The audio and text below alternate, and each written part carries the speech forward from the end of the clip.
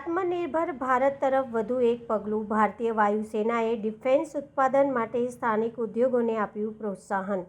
ભારતીય સંરક્ષણ ક્ષેત્રમાં આત્મનિર્ભર ભારતના વિઝનને વધુ મજબૂત બનાવવા માટે ભારતીય વાયુસેનાએ સ્થાનિક ઉદ્યોગો અને એમએસએમઈ ક્ષેત્ર સાથે ભાગીદારી વધારવાના હેતુથી વિશેષ ઇન્ડસ્ટ્રીઝ આઉટરીચ કાર્યક્રમનું આયોજન કરાયું હતું. કાર્યક્રમમાં દેશભરથી 200થી વધુ ખાનગી કંપનીઓ અને એમએસએમઈ પ્રતિનિધિઓએ ભાગ લીધો હતો. કાર્યક્રમ દરમિયાન વાયુસેનાના અધિકારીઓએ જણાવ્યું હતું કે અત્યાર સુધી વિદેશથી આયાત કરવામાં આવતા અનેક હાઈટેક ડિફેન્સ કમ્પોનન્ટ્સ અને સાધનોનું ઉત્પાદન હવે દેશના જ કરવાની દિશામાં પ્રયાસો કરવામાં આવી રહ્યા છે. આ પહેલનો મુખ્ય ઉદ્દેશ આયાત પરથી નિર્ભરતા ઘટાડીને સ્થાનિક ઉત્પાદનને પ્રોત્સાહન આપવાનો છે. અધિકારીઓના જણાવ્યા મુજબ સ્થાનિક ઉદ્યોગોની ભાગીદારીથી ભારતીય સશસ્ત્ર દળોની ઓપરેશનલ ક્ષમતા વધુ મજબૂત બનશે. સાથે જ દેશના ડિફેન્સ મેન્યુફેક્ચરિંગ ઇકોસિસ્ટમને પણ નવી ગતિ મળશે. આ પહેલથી રોજગારી, ટેકનોલોજી વિકાસ અને સ્થાનિક ઉદ્યોગોને પ્રોત્સાહન મળવાની અપેક્ષા વ્યક્ત કરવામાં આવી છે.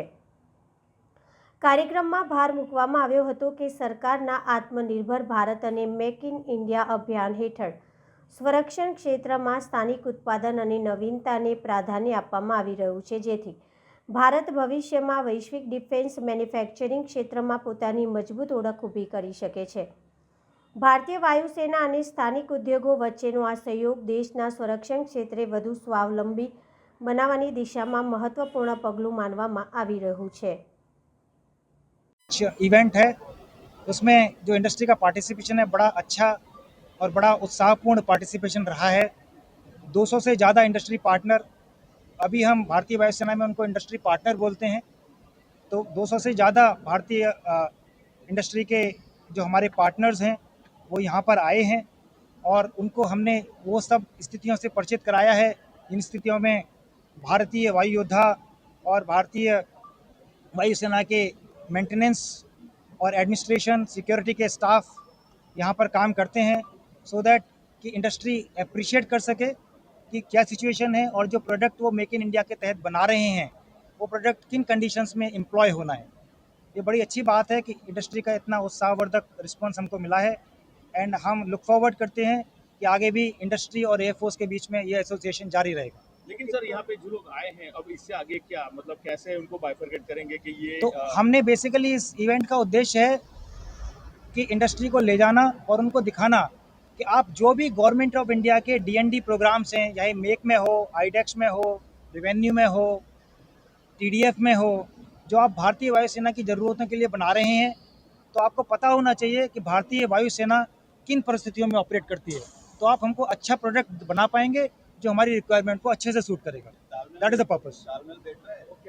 तालमेल बहुत अच्छा बैठ रहा है. We are very glad to know that बहुत सारे प्रोजेक्ट्स हम already more than 180 DND projects Indian industry के साथ कर रहे हैं जो वेरियस स्टेजेस में हैं एंड बड़ा अच्छा रिस्पांस है और हमें बिल्कुल विश्वास है कि भारतीय इंडस्ट्री, भारतीय वायुसेना की जो डिमांड है उसको पूरा करने में कामयाब होगी. डिमांड क्या है सर वायुसेना की, यानी टेक्नोलॉजी में डिमांड है या किसी? तो भारतीय वायुसेना की demands already this is a document called technology perspective capability road map which has been release in 2025. 15 साल का रोड मैप है. उसके अलावा भारतीय वायुसेना अपने कंपेंडियम्स जारी करती रहती है. भारतीय वायुसेना के कंपेंडियम्स भी अवेलेबल हैं एंड उसके अलावा जो भी डिमांड्स होती हैं वो रिस्पेक्टिव वेबसाइट्स पर आती रहती हैं.